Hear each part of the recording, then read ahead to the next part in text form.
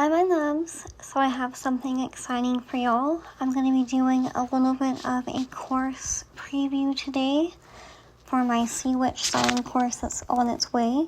We're going to be talking about some ocean magic and some different sea creatures that you can call upon or even use in your rituals. So, the ocean holds a lot of ancient mysteries and just absolutely infinite power.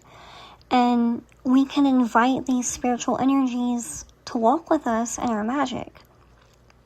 Things like mollusks, octopus, that's my favorite, seahorses, starfish, coral, sea urchins, and so many more. And I really got into this a few years ago. And ever since then, it's just become something so special to me because I've gotten to know the energies of these different creatures and how they manifest and just the metaphysics behind it. And I have a lot to share with y'all today, okay? And before I go any further, I want to be very clear. You don't have to use actual deceased animal parts in your magic. Okay, please do not go to the ocean and kill a bunch of sea creatures for your magic. No, we don't do that over here. There's a lot of different ways that you can get these specimens, or you can just use a figurine, a statue, a figurine, whatever, a picture. But things like mollusks, octopus, seahorse, I haven't been able to find seahorses, like good, reputable, ethical companies that offer seahorses, but I have been able to find everything else on this list. An octopus, a lot of times you can either get them dried, or you can get the, preserved specimen on Etsy. Just be careful with those, because if the octopus is preserved in a jar, it's going to have a lot of chemicals and nasty stuff in it, so you might not want to open it. One of my favorites is mollusks, because they have a lot of different types of symbols. They symbolize protection, patience, hidden beauty, inner strength, and their energy really invites us to move slowly, guard our space and our energy, that's a big one, and also trust what is unseen.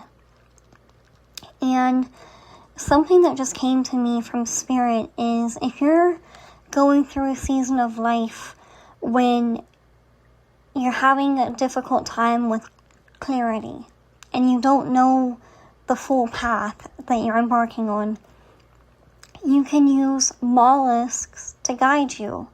Because sometimes we only need to see a few steps ahead.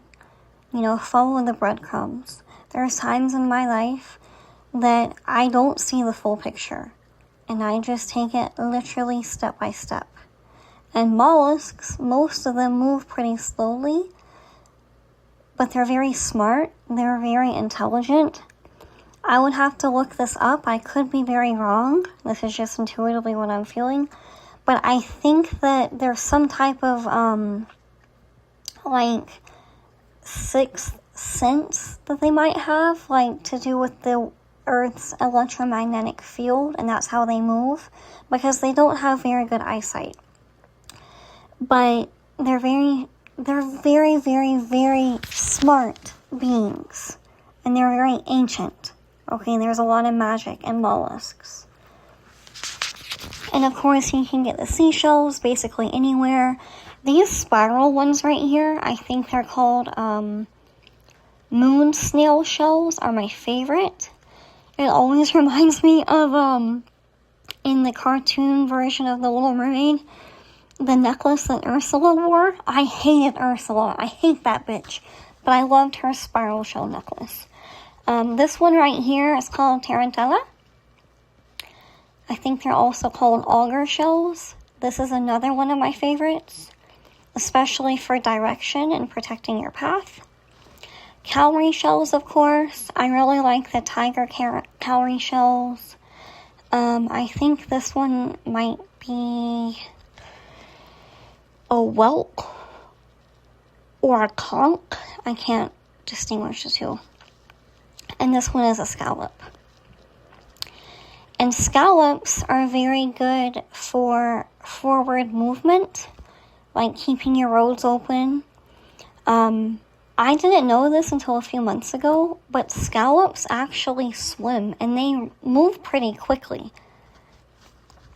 But it's really good for beauty as well because of Aphrodite, a lot of different things. And the spiral shell reminds us that growth is cyclical and that change is natural and necessary. The octopus. This one is my all-time favorite. These octopus, they are so smart, y'all. Let me give y'all a little story time. I might make this a separate video too, but I'm going to give it to you right here. So this was about 4.5 years ago. And this was when I was dealing with the just worst of the worst spiritual warfare, destiny swapping. I had received a botched initiation, and that's why I had to get adopted by the godparents I have now in Palo.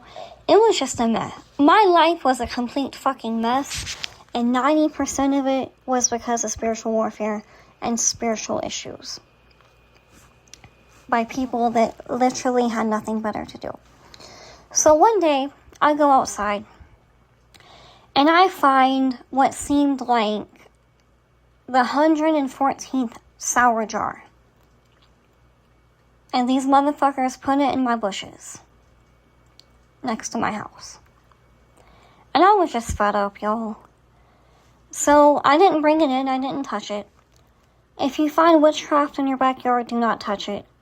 Okay? There's a proper way to pick it up and dispose of it. Anyway. So I start sitting down and plotting and pondering as I do.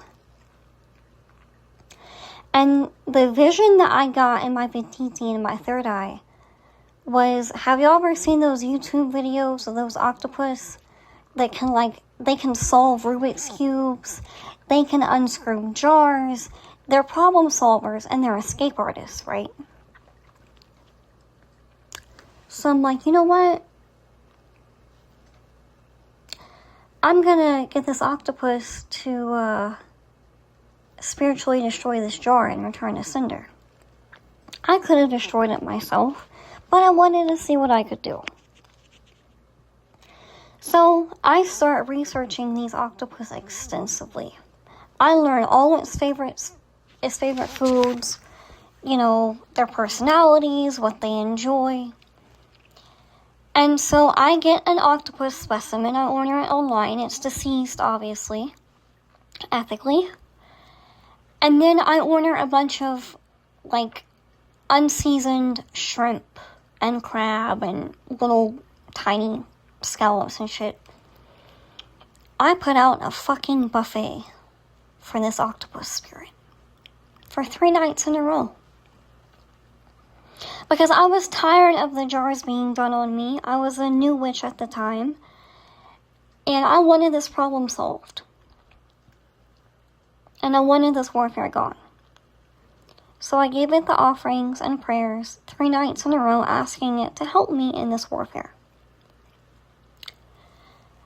Day number 4 comes. I go outside to get my mail. I look in my driveway, and smack dab in the middle of the driveway, there's the jar. Mind you, it was about 15 feet away from that point in my bushes. The jar, the same exact jar I made sure, was laying in the middle of my driveway, broken in half, and the weirdest, craziest thing happened, y'all. There was this, like, black film, liquid, it was like partial liquid film on the jar. And it looked like octopus ink. And it was not there before because I saw the jar and it had rained. The octopus did its job. I'm telling you, you can get super creative with your witchcraft. And these octopus are so intelligent and they're multitaskers. And they use camouflage. Okay? This is a very, very powerful spiritual ally, if it resonates with you. Next one, seahorses. These are so cute to me. They are patient, they're observant, and they're steady in their power. They carry gentle strength but fierce protection. And they just, I don't know, looking at them, it just makes me happy. Okay? And they have a very calming, energetic, playful, joyful presence. And there's just nothing like them. They can be called upon in beauty magic, money spells, creativity spells, love spells, all the things. Another one of my favorites, can y'all tell I like the ocean? I was obsessed with it as a child. Starfish. Coral and sea urchins, but most importantly, starfish. I love starfish because, they regenerate. So they're very good for money work and also healing, emotional healing, trauma healing, or you're trying to rebuild your life after a difficult season. Starfish will help you because not only do they regenerate and represent money and abundance and luck, they also have this power of, adaptation. So it's twofold. And it brings you really positive, joyful, spiritual renewal. And also inviting in blessings that compound and multiply. Starfish will be your best friend. And you just need one or two of them. And coral, of course, it forms living temples of connection, right? We have the coral reefs, they're very important. And sea urchins, I think that's a no-brainer. Protection. Have you ever stepped on a sea urchin? Not very fun. Oh, I should have put jellyfish in here. Oh well. But just, observe the ocean without disturbing it. And if you do take something, make sure to give your offerings spiritually the right way. Make sure that you give offerings that are beneficial, or at least not harmful to the ocean. One thing that my godmother taught me years ago, and this is such a genius point of hers, is sometimes the best offering that you can do for the ocean is give back to it. Feed the little fish. There's obviously going to be bait shops, live bait shops near the ocean, near the beach, right? Get some live shrimp or live minnows, whatever, and just put them back in the ocean. That's where they came from. And of course, you can also get flowers and fresh fruits and things like that. Side note, because I saw a TikTok of this a few months ago. If y'all are ever at the ocean or any place in nature, and you see something that doesn't look like it belongs, for example, offerings like fruit, flowers, candles, if it's a burning candle and no one's attending to it, blow it out. But it looks like an offering was placed in nature, leave it alone. Do not take it. Okay? That was given to a spirit. It is not yours. But anyway, give something good to the ocean. Clean up. Anytime that I go to the river, I do my best to clean up any trash around it. I haven't been to the ocean in a while. But, we need to protect our bodies with water. Okay? They are so magical and so sacred. And like I said, you don't always need actual, specimens of these sea creatures. You can just print out a picture or whatever. But if you want to get one, make sure it's ethically sourced. Okay? And go ahead and join my Sea Witch Siren waitlist. it is a waitlist for my Sea Witch Siren course, which y'all have been asking for, and I'm ready to deliver. I don't have a launch date yet, but it is going to be amazing. We're not only going to get super deep into the energetics of the siren archetype and the inner work to really strengthen your siren, we're also going to get super in-depth, no pun intended, into ocean magic and different rituals for money magic, glamour magic, cleansing, protection, return to sender, psychic defense, ocean symbolism. What else is in there? Just a lot, y'all. It's gonna be my favorite course ever so far for my mermaids. Okay? You can join the waitlist at sirenscenter.com/siren, and you will get early access to the course if you purchase it. You'll get early bird exclusive pricing and exclusive bonuses and behind the scenes content. And I decided that the dark feminine activation is going to be prerequisite to this Sea Witch Siren course, because as a practitioner, I'm not going to teach y'all a bunch of attraction and money magic and not teach you first how to protect yourself inside and out. Okay?